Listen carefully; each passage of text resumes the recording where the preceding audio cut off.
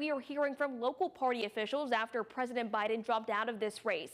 Now on your side, Sarah Gray Barr joins us now in the studio. So Sarah Gray, what are these parties telling you? Yeah, Aaron, Democrats are telling me they are glad that President Biden is making the choice that's best for his health.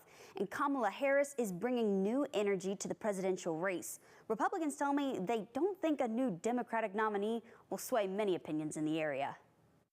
We are happy for President Biden. We are ecstatic about the choice of Kamala Harris, and we also are feeling like this is sort of a new day. It's the opportunity to make history. NC State political science professor Stephen Green says Biden dropping out of this election has big impacts. Now he has stepped aside, and it very much looks like it will be Kamala Harris as the Democratic nominee, and that just makes this, in many ways, a very much a new race. The Republican Party of Lenoir County says Harris could persuade more people to vote. She's a woman of color, and the majority of the population in Kinston is African American, and that might be something that will sway them and maybe even motivate them more likely to vote than they otherwise would have been. On the other side of the aisle, North Carolina Democratic delegates like Diane Tyndall say they voted unanimously to endorse and back Harris, as well as another unanimous decision. We unanimously endorsed our governor as a potential running mate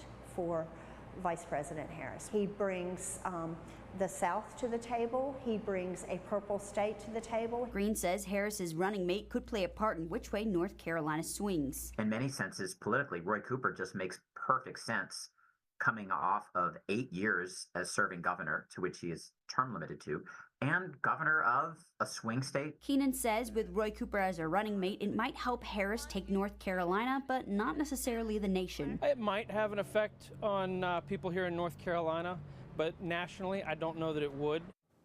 Green tells me it's too early to call this presidential election. He says an outcome will become more clear after the Democratic National Convention and debates between candidates. In studio, Sarah Gray Barr, 9 on your side. Sarah Gray, thank you.